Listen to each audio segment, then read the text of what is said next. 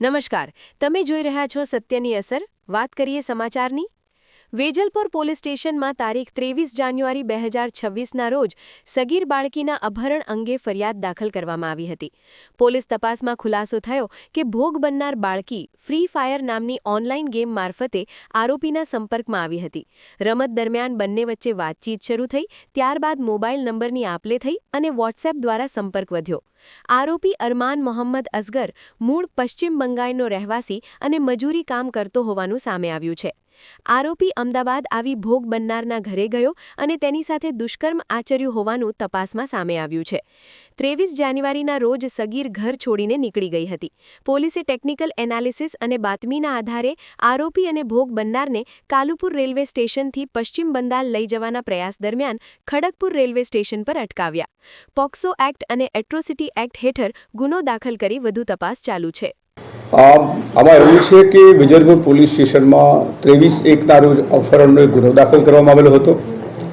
આમાં હકીકત એવી છે કે જે ફરિયાદીની સગીરભાઈની દીકરી છે એનું અપહરણ થયું હતું તે બાબતની ફરિયાદ હતી ને વેજલપુર પોલીસે આ બાબતે તપાસ કરતા એવી હકીકત ખુલેલી છે કે ફ્રી ફાયર કરીને એક ગેમ આવે છે. એ ગેમ મારફતે જે આરોપી છે પશ્ચિમ બંગાળનો છે એની સાથે સગીર છે એ સંપર્કમાં આવેલી.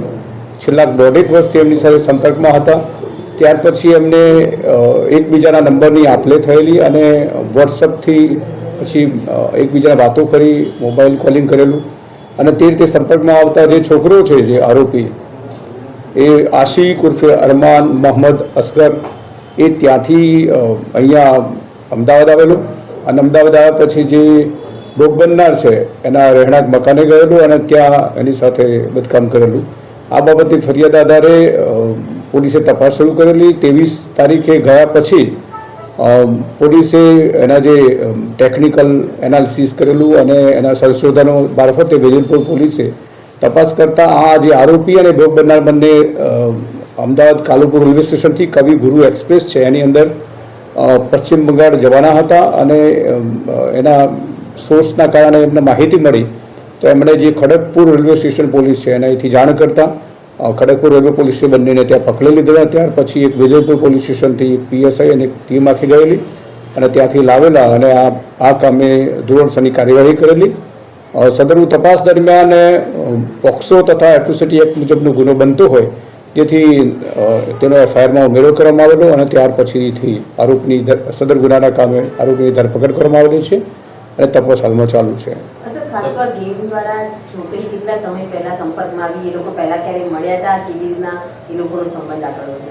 અમે આપને જણાવ્યું પ્રમાણે છેલ્લા 1.5 વર્ષથી આ ગેમથી કોન્ટેક્ટમાં આવેલામાં શરૂઆતમાં ગેમની અંદર ID હોય ને હાય હેલોથી શરૂઆત થયેલી. ત્યાર પછી એની અંદર વાતચીત કર્યા પછી મોબાઈલ નંબરની આપ-લે થયેલી અને ત્યાર પછી વોટ્સએપથી એકબીજાના સંપર્કમાં હતા.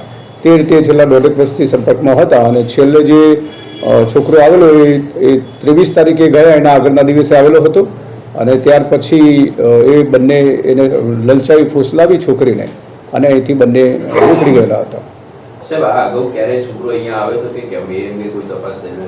હા, બીજી વખતે છે. આના પહેલાં પણ એ છોકરો અહીંયા આ જ રીતે સંપર્ક કરીને આવેલો હતો અને પછી ગયેલો હતો. આ સેકન્ડ ટાઈમ છે કે આવેલો છે. આરોપીનું બેકગ્રાઉન્ડ શું છે, ત્યાં શું કરે છે? આ જે આરોપી છે ત્યાં પશ્ચિમ બંગાળમાં સફાઈ કામ કરે છે, એટલે મજૂરી કામ કરે છે અને એ રીતે જીવન જીવે છે.